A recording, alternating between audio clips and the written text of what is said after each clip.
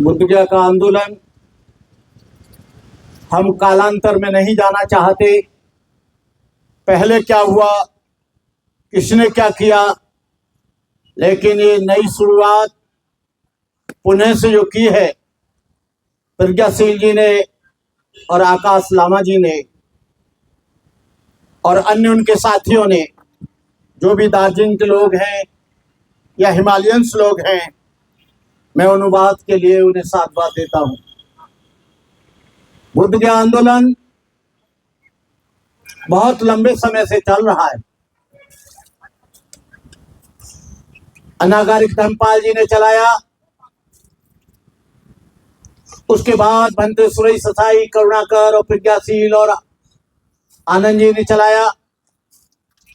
हमने हजारों मेमोरेंडम भारत सरकार को, पीएम से लेकर डीएम तक और डीएम से लेकर सीएम तक, एक मेमोरेंडम नहीं हजारों मेमोरेंडम दे दिए, लेकिन वो डस्टबिन में डाल दिए गए। अब जो लड़ाई शुरू हुई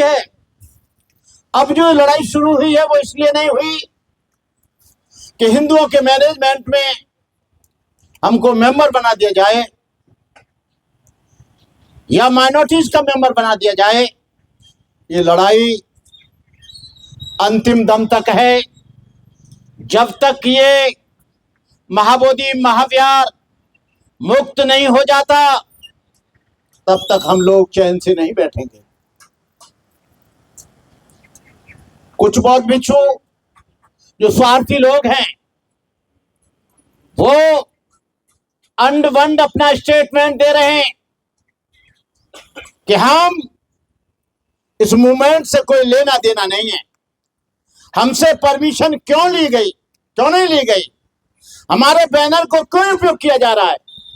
महाबोधि महाविहार का बैनर किसी की बाप की बपौती जागीरदारी नहीं है। जो महाबोधि विहार को जो लड़ेगा, बैनर उसका होता है। उन बेईमान लोगों का बैनर नहीं होता है। जो बेईमान लोग बैठे भी हैं और बैनर की बात करते हैं। बैनर किसी का पेटेंट नहीं है, किसी का रजिस्टर नहीं है, किसी का नाम नहीं है।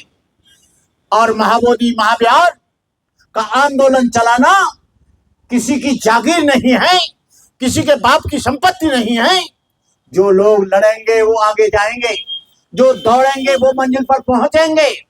जिन्होंने यात्रा शुरू की है वो अपने लक्ष्य पर पहुंचेंगे।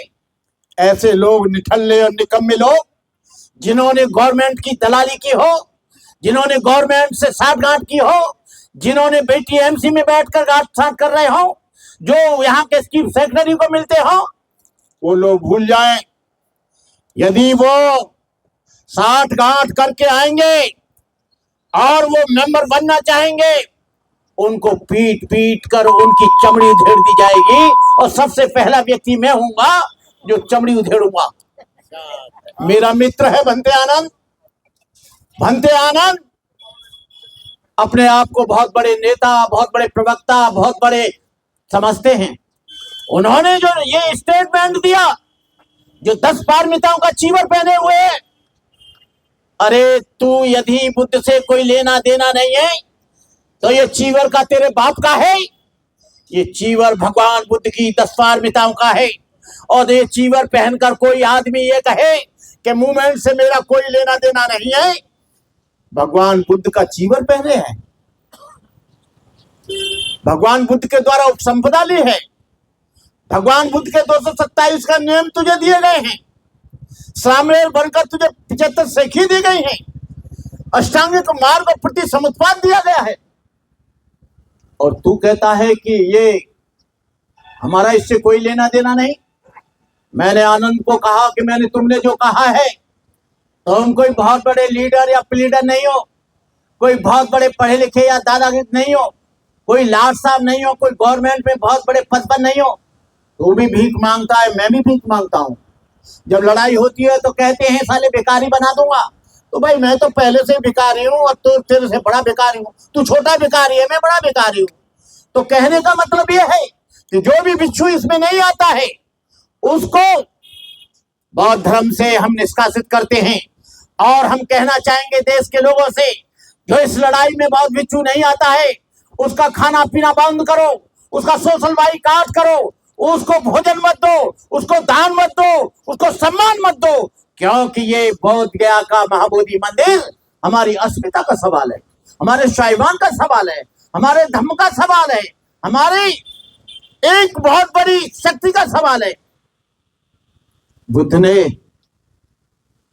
इस धरती पर बैठकर सारी दुनिया को जगाने का काम किया। भगवान बुद्ध का जीवन कोई साधारण जीवन नहीं था। भगवान बुद्ध का संपूर्ण जीवन दया, करुणा, मैत्री, प्रेम, अहिंसा, बंधुत्व, समदृष्टि और समता से भरपूर था। यदि उनके जीवन की किसी भी घटना को लिया जाए, एक भी श्रृंखला इसके विपरीत जाती दिखाई न मिलेगी। क्या निर्धन, क्या धनी, क्या मूर्ख, क्या विद्वान, उनके प्रभाव में कौन नहीं बहा। करुणा से द्रवित होकर रोगियों की सेवा की, क्षुधार्तों को भोजन दिया, अंगुलीमाल जैसे सत्ताधारी डाकू को बदल दिया। आज आदमी आज चीवर पहन लेता है, कल से वो आचार्य हो जाता है। मुसलमानों के यहाँ 15 साल तक कुरान को पढ़ा जाता है, तब वो हाफिज जी बनता है, तब वो इमाम बनता है, तब वो मौलवी बनता है। लेकिन हमारे यहाँ क्या होता है, आज ही दीक्षा ली और कल से उसका काम शुरू काय का, आचार्य का काम शुरू काय का, दान का। ईसाइयों में बाइबल को 10 साल तक पढ़ाया जाता है। उनको बाइबल के किसी भी अध्याय को पूछ लीजिए, किसी भी अनुच्छेद को पूछ लीजिए, किसी भी आर्टिकल को पूछ लीजिए। लेकिन हमारे यहाँ उनसे पूछा जाए तो उनका गुरु उसको एक दिन अपने साथ नहीं रखता। कहने का मतलब यह है, ठीक है कोई बात नहीं है, आप पढ़े लिखे भी नहीं है, चलेगा। आप बहुत बड़े विद्वान नहीं है, चलेगा।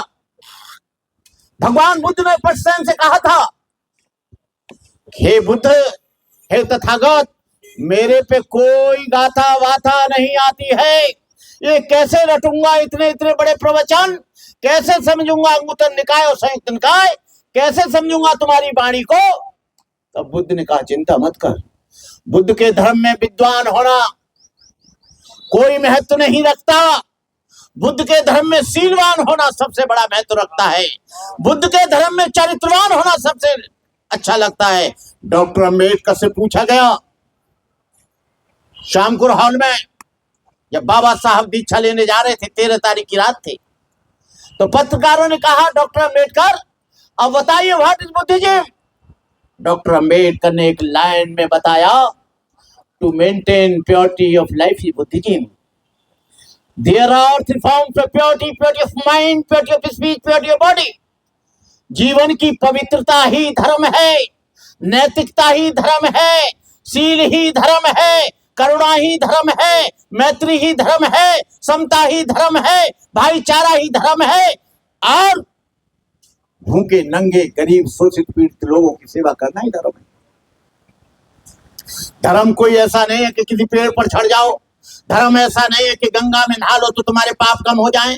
यदि ऐसा होता, बुद्ध का धर्म याचनावादी नहीं है, प्रार्थनावादी नहीं है। बुद्ध का धर्म शील पर आधारित है, बुद्ध का धर्म संकल्प पर आधारित है। ऐसा नहीं है कि विषय विकार मिटाओ पाप हरो देवा। विषय विकार करो ही मत, बुद्ध कहते हैं। कोई भी पाप करो मत जो बार बार तुमको पश्चाताप करे। इसलिए बुद्ध ने कहा था पटसेन से, सब पापस् अकर्णं कुशलस्व संपदा चरित्र सदित परियोतंग एतं बुद्धानुशासनम। सभी पापों का न करना, पूर्ण कर्मों का संचय करना, अपने चित्त को परिशुद्ध रखना, यही बुद्ध का शासन है। भगवान बुद्ध ने भिक्षुओं को कहा, तुम्हारे मन में जब राग प्रवेश करने लगे, द्वेष प्रवेश करने लगे, तुम उस पर कड़ी नजर रखना। ये कहीं से भी प्रवेश कर जाता है। तुम्हारी 5 ज्ञानेंद्रिया जो 6 आयतन हैं, उनके द्वारा भी तुम्हारे अंदर प्रवेश करेगा। आंखों के द्वारा भी हो सकता है, कानों के द्वारा भी हो सकता है, जिह्वा के द्वारा भी हो सकता है, आपके भोजन के द्वारा भी हो सकता है, आपके शरीर के द्वारा भी हो सकता है। इसलिए बुद्ध ने कहा पहली गाथा में, मनोपुब्बगमा धम्मा मनो सेठा मनोमया मनसाचे पदुत्थेन भासतीव करोति वा ततो नंग दुख मना बेति चकंग वहतो पदं। बुद्ध कहते हैं कि दुख को कहां खोज रहा है? तुझे दुख किसी पड़ोसी ने नहीं दिया, किसी मित्र ने नहीं दिया, किसी शत्रु ने नहीं दिया। तेरे मन के जो विकार हैं, तेरे चित्त की जो चेतना है, तेरी आंखों की जो दृष्टि है, तेरे कानों का जो श्रवण है, तेरी नाक की जो सुगंध है, तेरी जिह्वा का जो स्वाद है और शरीर का जो स्पर्श है, वो तुझे दुख दे रहा है।